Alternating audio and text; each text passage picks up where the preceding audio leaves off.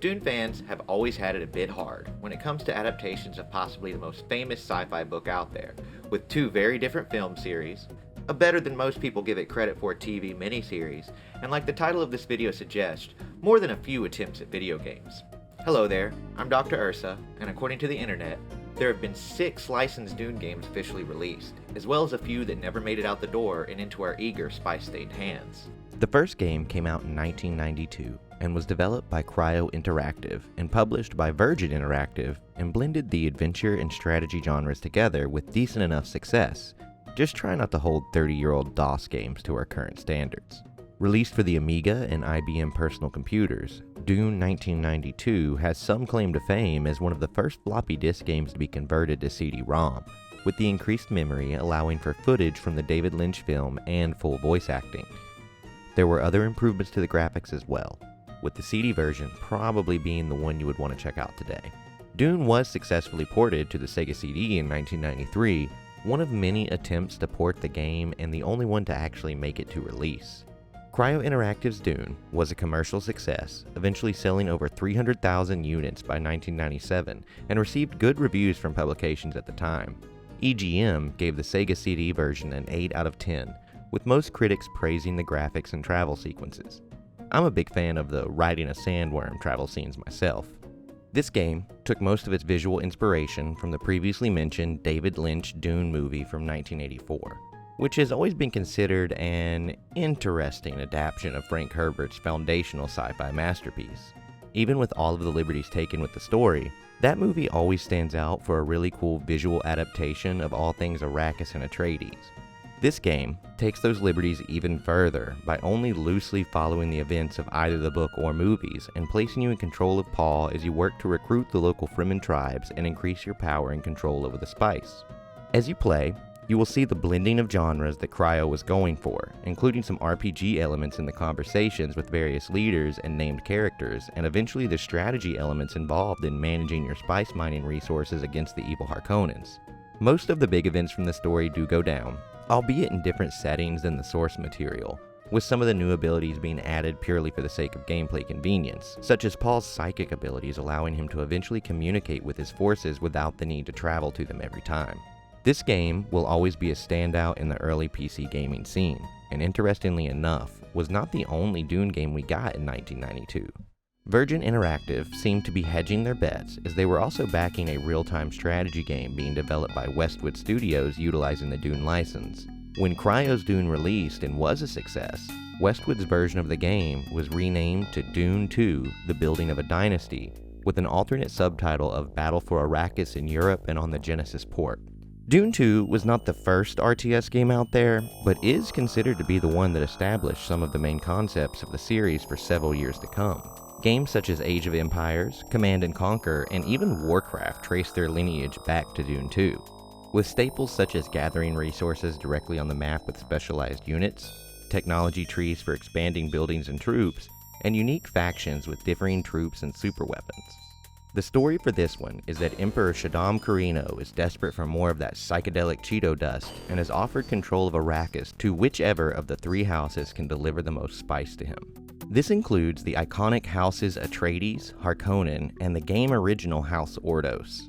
The differences are pretty minor, despite my earlier statements about the introduction of unique armies, but what is there does stand out and leads us to things like the Alliance versus the Horde, so a quick thank you again to Dune 2.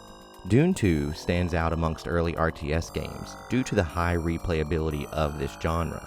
You can do the exact same actions, and there's still a slight chance that the AI will react differently and provide a new experience. RTS games in general are still very popular, and usually stand out as games that can hold up to the test of time when replaying some of these old popular titles. So if you're ever looking to experience the beginning of it all, Dune 2 by Westwood Studios is not a bad place to start. Next up is Dune 2000, which actually released in 1998 and sort of jumped the gun like most Millennium-themed merchandise of the era. I think I bought my Millennium-themed Furby in like 1999 or something like that. This game is a partial remake of the previously successful Dune 2 and features a similar story that takes several creative liberties from the books. Developed by Intelligent Games and published by different studios in different markets, Dune 2000 received middling reviews and averaged something like a 6 or 7 out of 10 just based on some light research.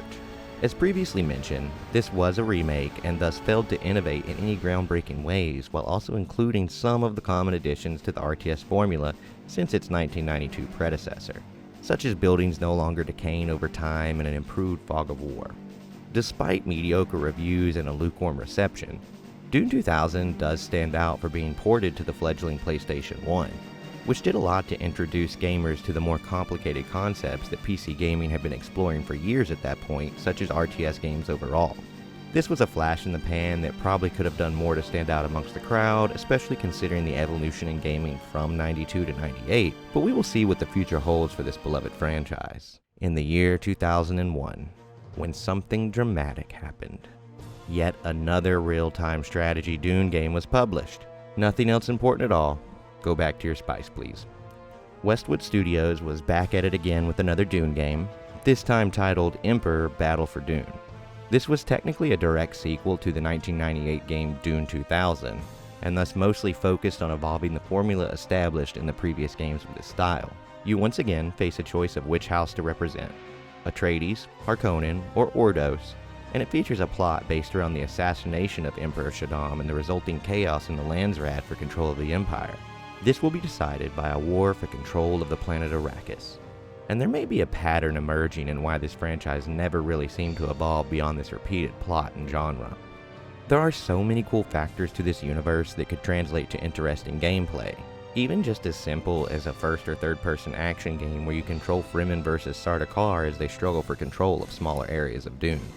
That may be a bit generic, but I talk about games and movies and don't design them, so feel free to educate me in the comments.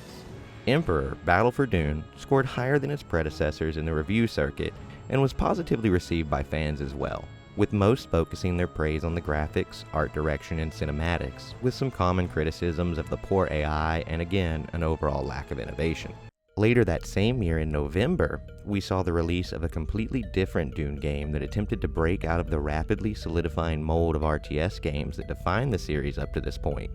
Titled solely Frank Herbert's Dune, this game was developed by Widescreen Games and was published by none other than Cryo Interactive, who you may remember from that first game about the door back in '92, bringing things full circle in a way. Frank Herbert's Dune was an adventure game that would see the player taking direct control of Paul Atreides in an attempt to recruit the various Fremen tribes to his cause and seek revenge against the evil Harkonnens and their shady supporter, the Emperor Shaddam Carino. This entire game is pretty accurate to the story this time, but limits itself to the 2-year gap while Paul gains the trust of various Fremen tribes, scoring right down the middle in reviews. This game is just another early 3D area creation that had not quite figured things out yet. The movement's a little janky, and the whole thing plays a bit slower than I personally expected going into this review. There's some decent stealth for the time, and you will get a lot of work out of your crysknife by the end of this adventure, but I just wonder how many people picked this one up without knowing anything about Dune at all and were just completely weirded out or lost. Oh well, there is a bit of a reason that most of these games have lived in relative obscurity, and it's not due to amazing content. There were a couple of canceled projects next up in the timeline, but like Paul in the Golden Path, we won't dive into those possibilities just yet. It took a little over 20 years for the next Dune game to actually make its way to the hands of gamers, with 2022's Dune Spice Wars. Developed by Shiro Games and released on Microsoft PC and Xbox systems, this was a new take on the RTS formula that originally worked so well for this franchise.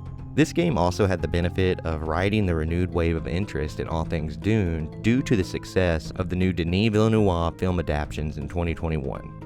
I'm sure some folks were expecting something a bit more directly tied to the films when this game was announced, but I think it was a relatively smart decision to distance themselves and do their own take on the source material.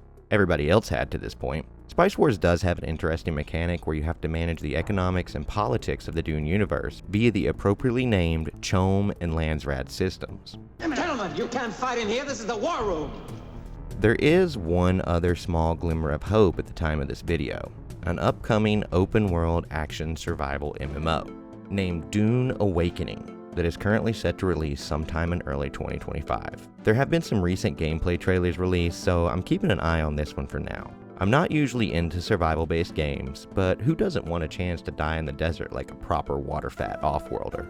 Not sure if this is going to be Ark on Arrakis, or something like Rust with a strong sci-fi backbone, but you do need to purify the blood of your enemies into drinkable water, so the devs are at least somewhat paying attention to the source material. Okay, I'm honestly getting a little more interested as we talk about this one, so let's just keep our fingers crossed that it turns out good. So those are the major video game releases for our beloved Dune franchise.